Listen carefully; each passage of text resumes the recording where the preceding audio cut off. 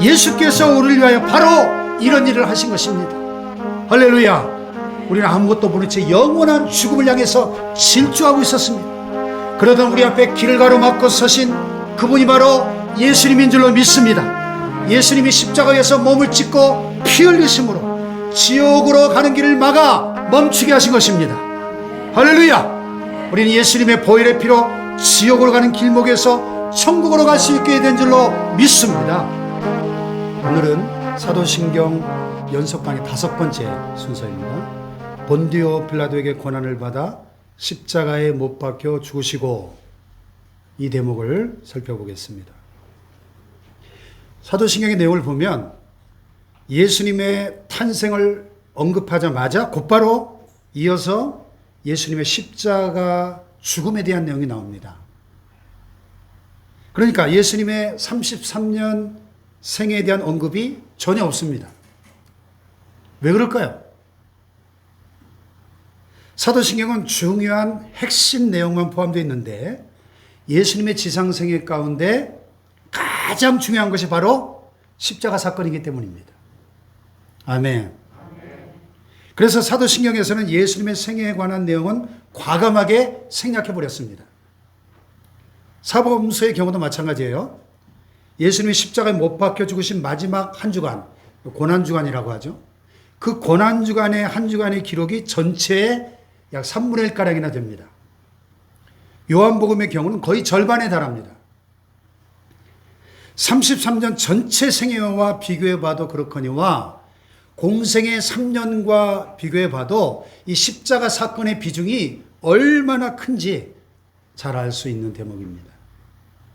그러니까 예수님께서 이 세상에 오신 목적은 한마디로 십자가 지러 오신 것이다, 이렇게 말해도 과언이 아니라는 것이죠. 아멘. 따라서 오늘 우리가 다루는 이 대목이 사도신경 전체의 하이라이트인 셈입니다. 부디 오늘 이 말씀을 통하여 다시 한번 그 중요한 십자가의 의미를 되새기고 그 은혜에 감격하고 감사하는 저와 여러분 되시기를 주님의 이름으로 축복합니다. 여러분 혹시 이런 생각 안 해보셨어요? 사도신경이 예수님의 생애에 관해서 이렇게 대폭 생략해버릴 정도로 짧은데 그냥 십자가에 못 박혀 죽으시고 그렇게 하면 될 텐데 왜 굳이 본디오 빌라도에게 고난을 받으사 이렇게 길게 늘려서 고백하는 걸까? 좀 궁금한 적 없었습니까? 그 이유가 뭘까?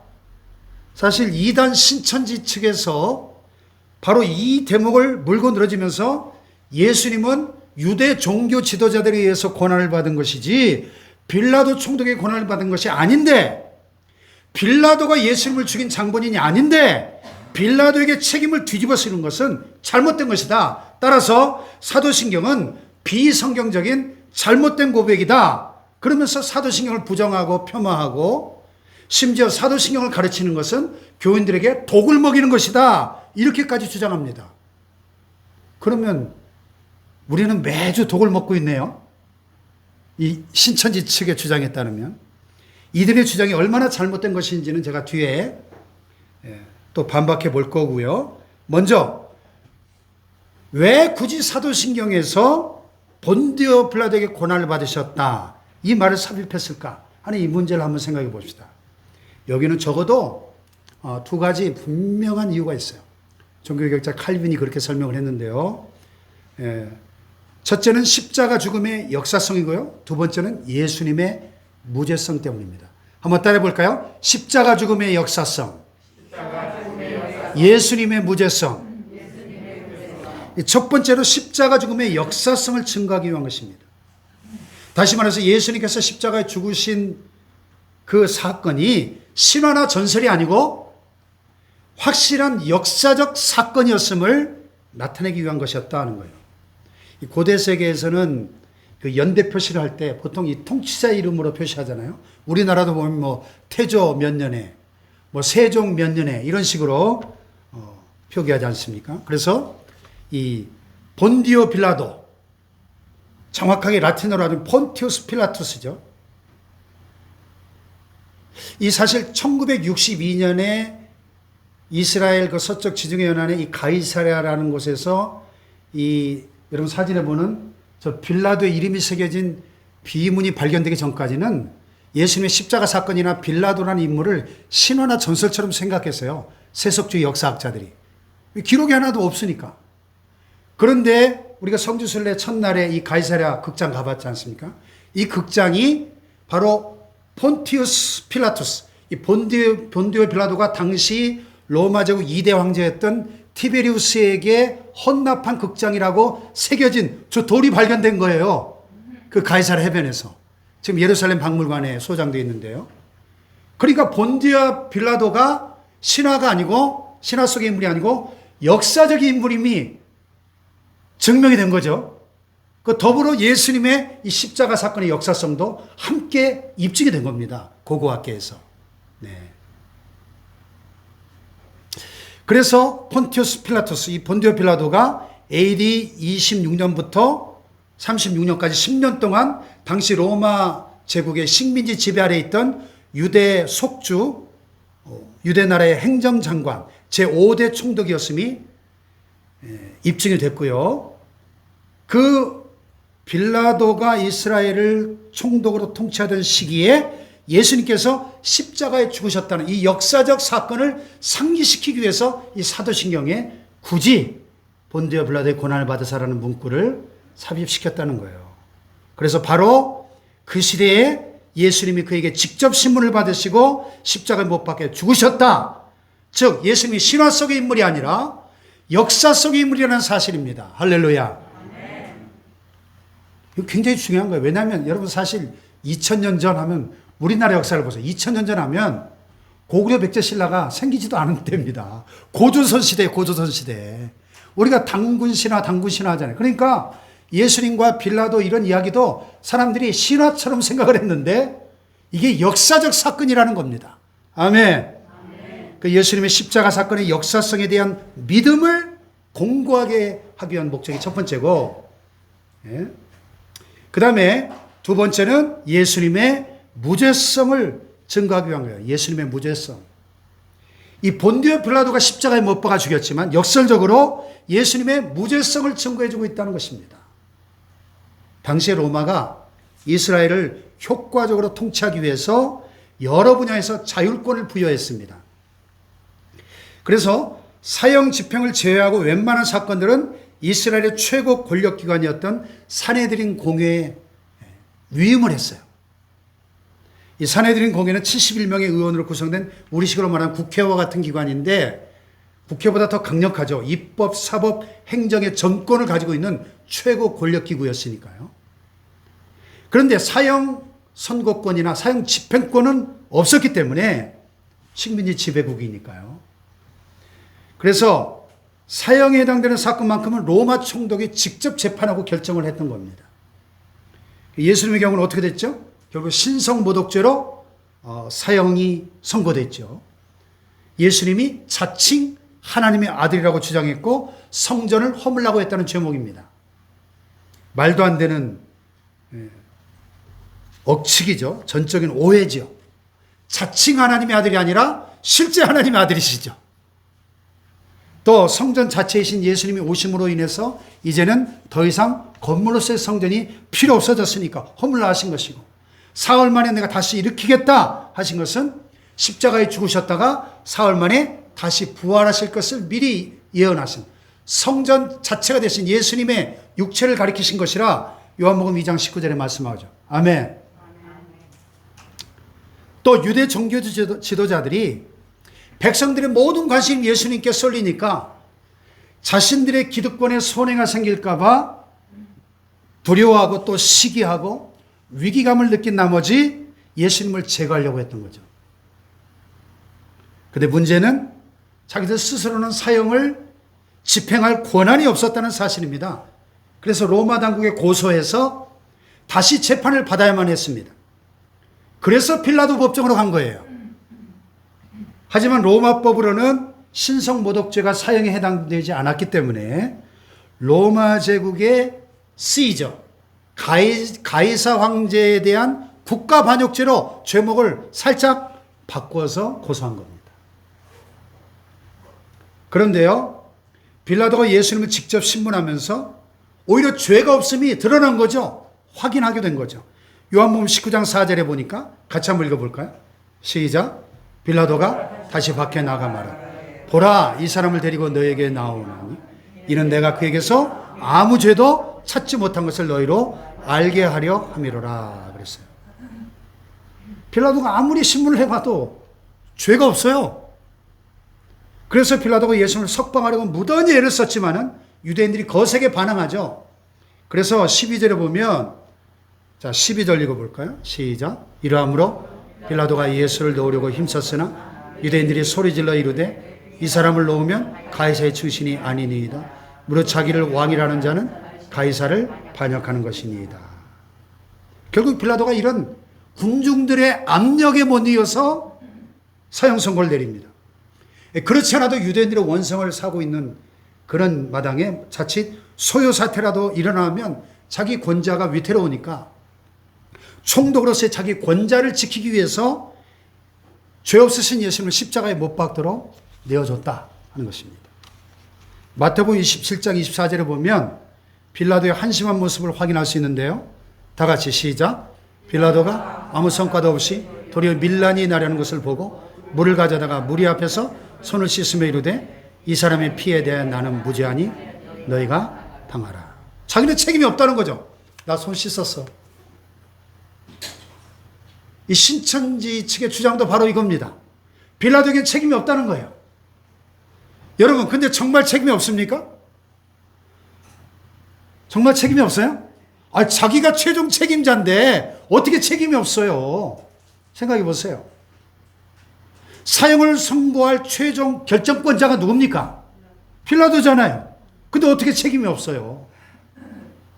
예수님이 아무 죄가 없는 분이라는 걸 알았다면 무죄로 석방을 해야지. 십자가라고 하는 극형에 처하도록 내어준 그 판결에 대해서, 그 불법 판결에 대해서 어떻게 책임을 피할 수 있겠습니까? 이 소위 요즘 식으로 말하면 직권남용에 의한 직무유기죄잖아요. 지금 윤석열 전 총장이 직권남용에 의한 직무유기죄로 지금 고소돼 있잖아요. 재판 받을 것 같은데요. 직무유기잖아요, 직무유기. 그러니까 유대인들도 문제지만 이 빌라도는 더 큰 문제인 겁니다. 결국 빌라도는 자기 권좌를 유지하기 위해서 불법을 저지른 거예요. 근데 나중에 양심의 가책을 느낍니다. 그래서 나중에 그 로마 황제에게 보고한 문서가 바로 빌라도 보고서인데요. 예수님이 무죄한 가운데 사형을 당하게 된 그 경위가 아주 자세하게 기록되어 있습니다. 이 보고서는 메시아 시대의 법정에서 만들어진 공문서였는데 현재 터키의 이스탄불 성 소피아 사원에 소장되어 있습니다. 총 50권으로 되는 이 원고는 서기관의 손으로 쓰여졌는데요. 로마의 역사가 빌레루스 파테르쿠로스의 주에 의한 원래 제목이 굉장히 길어요. 예수의 체포와 신문 및 처형에 관하여 가이사에게 보낸 빌라도의 보고서, 이렇게 되어 있어요. 이 보고서를 자세히 여러분 인터넷에 빌라도 보고서 쳐보세요. 그 전문이 쫙 실려 있습니다. 굉장히 길어요. 한번 쳐보세요. 읽어보세요. 빌라도가 권좌를 지키고 싶었지만 결국 자신도 비참하게 물러나고 자살로 마감을 하는데요. 불의한 자의 말로입니다. 그는 자기 생애 가운데 가장 중요한 결단을 내려야 될 순간에 피에 굶주린 무리들이 외치는 소리에 비겁하게 무릎을 꿇고 말았습니다. 또 그의 아내가 와가지고 여보, 내가 간밤에 저 예수라는 사람 때문에 엄청나게 악몽에 시달렸어요. 제발 죄 없는 사람을 불법으로 재판하지 마세요. 풀어주세요. 간청을 했잖아요. 하지만 그는 유대 총독이라고 하는 자기의 지위와 권력으로 바른 판단을 내릴 수 있었음에도 불구하고 그럴 만한 용기가 없었던 겁니다. 유대 역사가 유세비우스의 기록에 보면 그는 평생 이 비극의 순간을 잊을 수가 없었고 그로부터 수년 후에 그 자리에서 쫓겨나고 유배를 당해서 고민하다가 정신분열증에 걸려서 결국 자살하고 말았는데요. 전승에 따르면 그는 전 세계 모든 기독교인들이 예배 때마다 본디오 빌라도에게 고난받아 십자가에 못 박혀 죽으시고 본디오 빌라도에게 고난받아 십자가, 이 신앙 고백하는 그 환상을 보다가 미쳐버렸다는 거예요. 그 자살로 최후를 맞이하게 됩니다. 자, 그러면 이 십자가에 담겨져 있는 세 가지 중요한 의미를 한번 살펴볼 필요가 있어요. 첫째는 그 십자가는 저주의 상징이고요.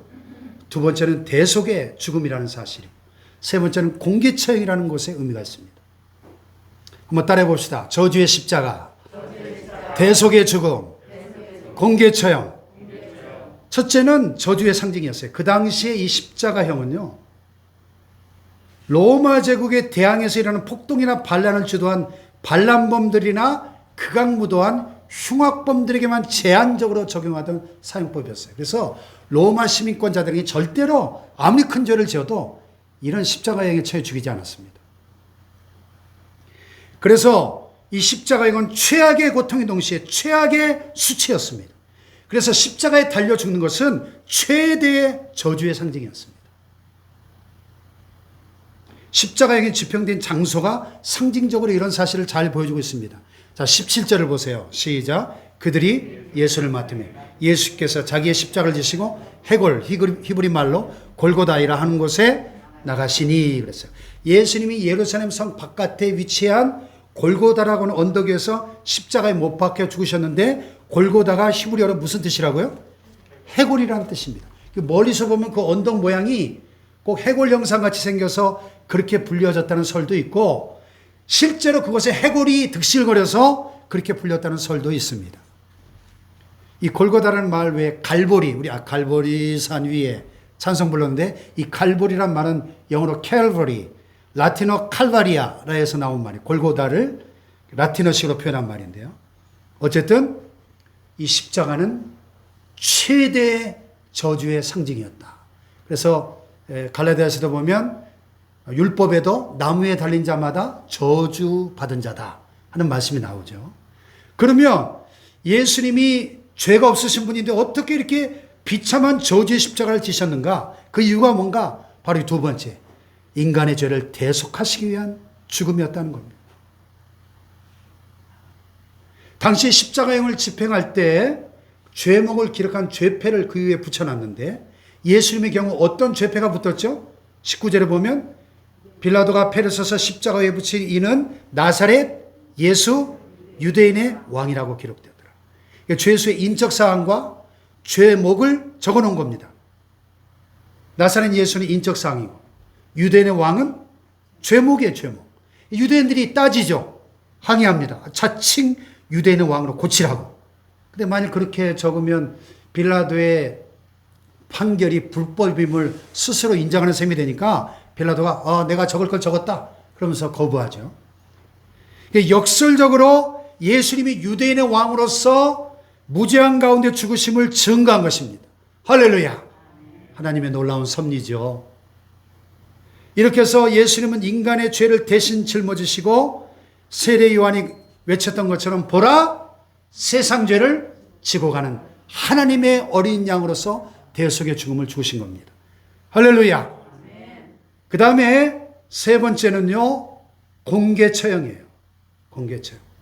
이 십자가형은 공개처형이었습니다. 그래서 사형수가 직접 자기가 못 박히게 될 십자가를 짊어지고 골고다 언덕 위로 갑니다. 그래서 빌라도 법정에서 예루살렘 성 밖으로 빠져나가서 골고다 언덕까지 약 1km가 넘는 거리를 가게 됩니다. 이 길을 비아 돌로로사, 라틴어로 십자가의 길.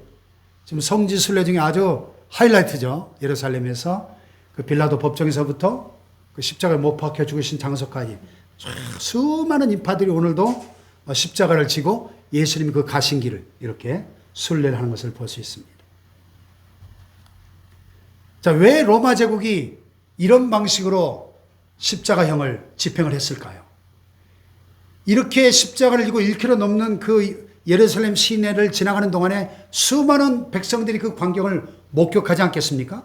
그러니까 로마 제국이 식민지 백성들에게 경각심을 주기 위해서 로마 제국에 반항하는 자는 이런 최후를 맞이할 것이다.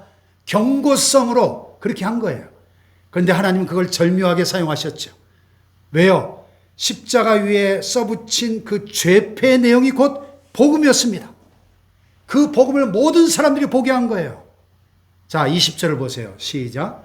예수께서 못 박히신 것이 성에서 가까운 거로 많은 유대인이 이 패를 읽는데 히브리와 로마와 헬라말로 기록되더라. 히브리어, 로마어, 헬라어로. 당시에 3개국어로 기록해서 누구나 다 읽을 수 있게, 이해할 수 있게. 그래서 이 골고다 언덕이 예루살렘 성 가까이 성문 바로 밖에 대로변에 있었는데 높은 언덕입니다. 이때 마침 유대인들의 최대 명절인 6월절을 맞이해서 그 절기를 지키러 오는 디아스포라 유대인, 팔레스타인 전역에 흩어져 살던 또 해외까지 머나먼 타국에서 온 순례객들과 또 그것을 왕래하는 예루살렘 모든 시민들이 똑똑하게 그 십자가에 처형되신 예수님을 볼 수 있도록. 그러니까 십자가의 죽음이 유대인뿐만 아니라 세상 모든 사람들을 위한 대속의 죽음이라는 사실을 만천하에 공개적으로 나타내 보여주신 것입니다. 할렐루야. 자, 이렇게 해서 예수님은 2000년 전 예루살렘에서 십자가에 못 박혀 죽으셨습니다. 그것은 역사적 사건입니다. 할렐루야. 그러면 그 사건이 오늘 나하고 무슨 상관이 있는가? 오늘 나와 무슨 관계가 있는가 하는 거예요.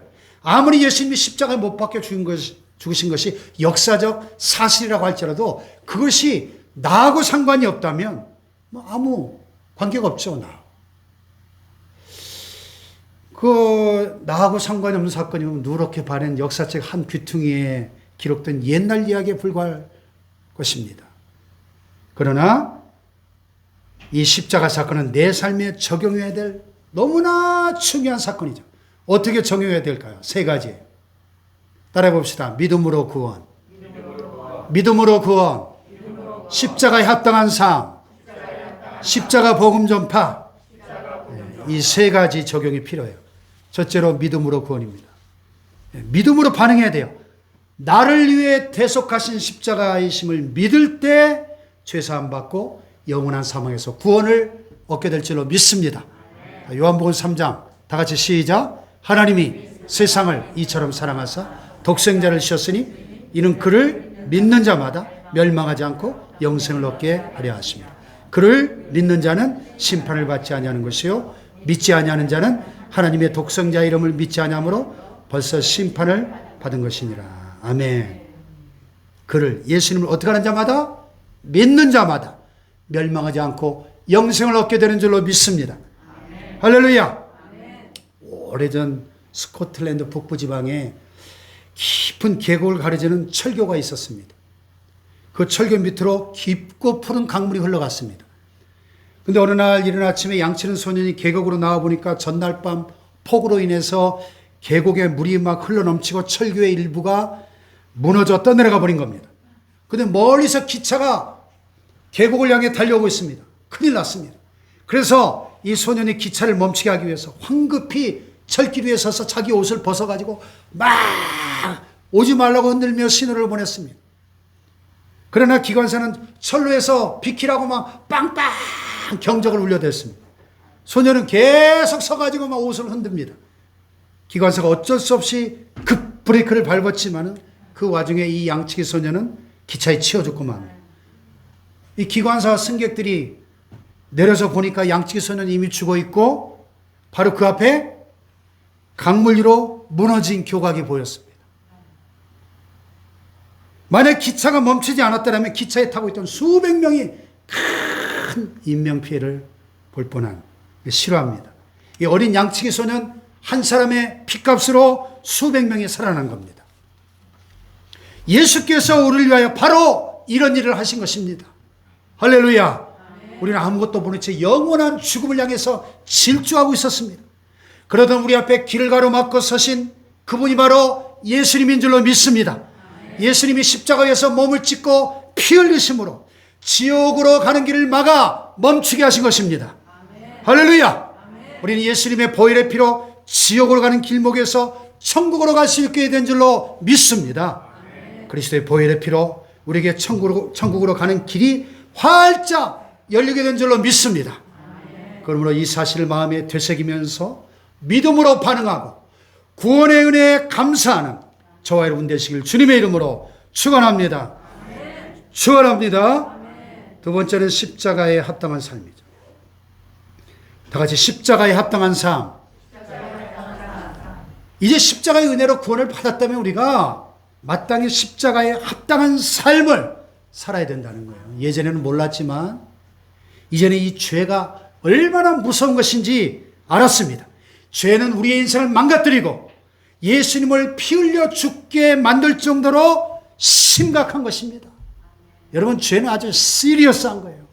심각한 것입니다. 그러므로 더 이상 죄악 가운데 육신의 욕망 가운데 헤매면 안 된다는 겁니다. 자, 갈라디아서 5장 24절 시작. 그리스도 예수의 사람들은 육체와 함께 그 정욕과 탐심을 어떻게 했어요? 십자가에 못 박았다고 말씀합니다. 할렐루야. 이제 우리가 죄악의 권세를 이길 수 있어요. 결단하고 말씀에 순종하면 충분히 이겨낼 수 있는 것입니다. 할렐루야. 그러므로 구원받은 존귀한 존재로 거룩한 삶을 살아야 합니다. 고린도전서 6장 20절 시작. 값으로 산 것이 되었으니 그런즉 너희 몸으로 하나님께 영광을 돌리라. 할렐루야. 무슨 일을 하든지 우리의 몸으로 하나님의 영광을 드러내는 삶을 살아야지 하나님의 영광을 가리우는 그런 삶이 되면 안 됩니다.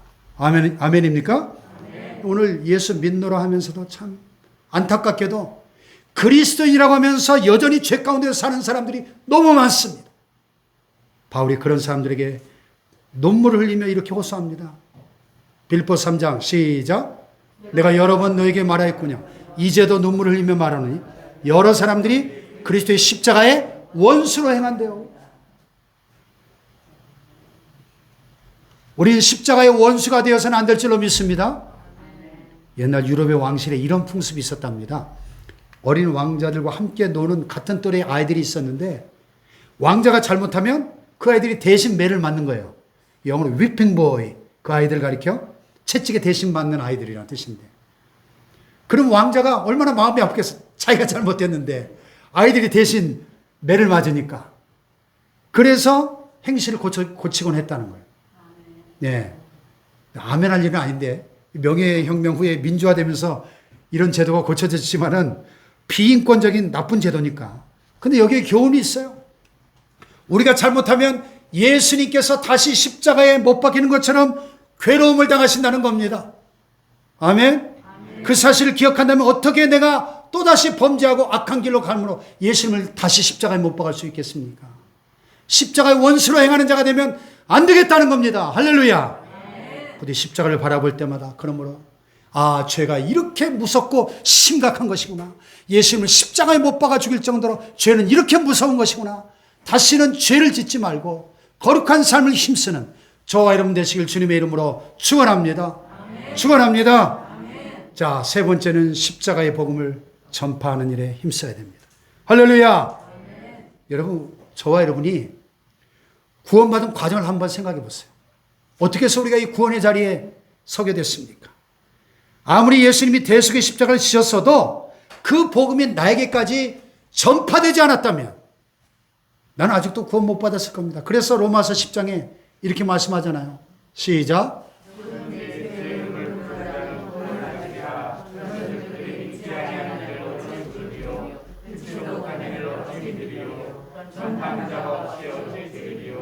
무슨 얘기입니까? 이걸 좀 거꾸로 한번 생각해 볼 필요가 있어요. 거꾸로. 자, 뒤에서부터 올라가 볼게요. 복음을 전파하는 자가 있어야 들을 수 있고. 그렇죠? 들어야 믿을 수 있고. 믿어야 주님의 이름을 부를 수 있고. 주님의 이름을 불러야 구원을 받을 수 있는데, 한마디로 복음을 전하는 자가 있어야 구원을 받는 자가 생겨나는데 전파하는 자가 없다면 어떻게 구원을 받을 수 있겠는가, 그 얘기입니다. 아멘입니까? 내게 이런 일이 일어났다면 이제는 나도 복음의 빚진 자로서 다른 사람들에게 복음을 전하는 삶을 힘써야 되겠다. 아멘. 이게 바로 전도와 선교의 사명 아니에요? 교회의 가장 본질적이고 중요한 사명 아닙니까? 이러한 복음의 릴레이를 통해서 하나님 오늘도 구원의 역사를 이루어가고 계신 것입니다. 할렐루야. 예수님이 다시 재림하시는 그날까지 이 일은 계속돼야 되는 것입니다. 누가 이 일을 감당해야 돼요? 누가? 먼저 믿은 저와 여러분이. 그리고 우리 교회와 이 땅의 모든 교회들이 감당해야 될 책임이요 사명인 줄로 믿습니다. 할렐루야! 오늘 목사님이 선교지 방문을 마치고 돌아와서 들려준 이야기인데, 인도에서 사역하시는 어느 한국 선교사님 가정 이야기예요. 재정이 넉넉하지 못해서 9살짜리 아들을 현지 학교로 보냈습니다. 그랬더니 인도 애들이 자기들하고 외모도 다르고 머리카락 색도 다르고 언어도 다르고 하니까 왕따를 당할 거 아닙니까? 놀림을 당하고. 그것까지는 괜찮은데 어떤 나쁜 놈들이 선교사님 아들을 묶어놓고 눈에다 못을 박았습니다.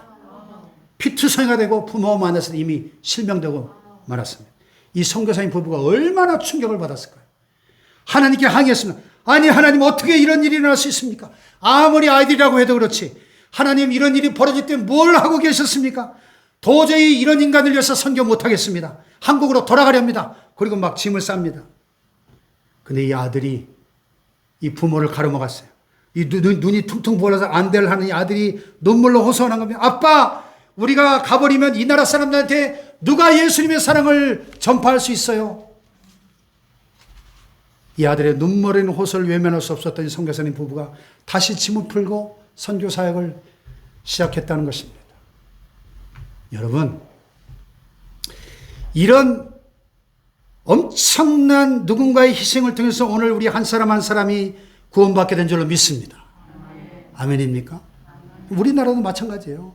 우리 한국교회 140년 역사를 보세요. 초창기에 서양 선교사님들이 얼마나 많은 희생을 치렀는가, 이 나라 와서. 토마스 선교사님 칼에 맞아 대동강변에서 피 흘리며 순교한 토마스 선교사님부터 시작해서 얼마나 많은 선교사님들이 이 십자가 사랑을 전하기 위해서 희생한지 몰라요. 서울 마포구 합정동에 가면은 양화진 외국인 선교사 묘지가 있는데, 저는 아직 가보진 못했는데 거기 갔다 오신 분들 얘기를 들어보면 수많은 묘비들의 그 사연들이 기록이 돼 있는데, 어떤 26살의 풍토병으로 죽은 그 처녀 선교사의 그 비문에는 그 평소의 모토가 이렇게 기록되어 있대요. 만일 내게 1000개의 목숨이 있다면 나는 그 모두를 이 땅의 영혼들 위하여 바치겠노라. 내 목숨이 하나인데 1000개의 목숨이 있다더라. 그 1000개를 다 이 조선의 영혼들 위해서 나는 바치기 원한다. 얼마나 감동적인 비명입니까, 여러분. 할렐루야. 가슴 아픈 거는 한쪽 귀퉁이에 있는 그 어린이 묘지의 모습이랍니다. 그 당시에 풍토병과 전염병으로 죽은 선교사 자녀들의 묘소예요. 심한 경우에 태어나자마자 죽은 그런 아이들도 있었다고 합니다. 여러분, 이런 값진 희생이 있었기에 오늘 우리가 이 구원의 축복을 누리고 있는 것입니다. 할렐루야. 이 복음의 빚을 결코 잊으면 안 되겠다는 거예요. 아멘.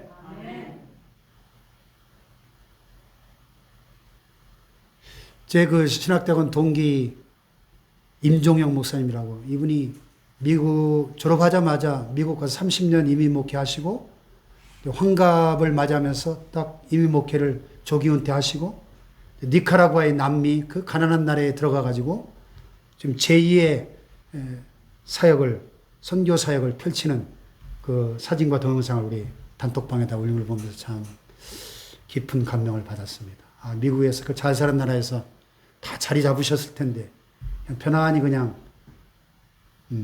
잘 먹고 잘 살 수 있을 텐데 왜 그 가난한 나라에 가서 그렇게 또 그 환갑이라는 적지 않은 나이에 또 제2의 목회 인생을 펼치시나, 참 큰 도전이 됐어요. 여러분, 복음의 빚을 갚는 우리의 남은 생활 되기를 축복합니다. 말씀을 마치겠습니다. 본디오 빌라도에게 고난을 받아 십자가에 못 박혀 죽으시고 이 대목을 고백할 때마다 나를 위한 십자가의 그 놀라운 은혜를 기억하면서 감사하고 그 십자가에 합당한 삶을 살고 그 십자가의 복음을 전파하는 사명을 감당하는 우리 축복교회 되기를 주님의 이름으로 축원합니다. 축원합니다.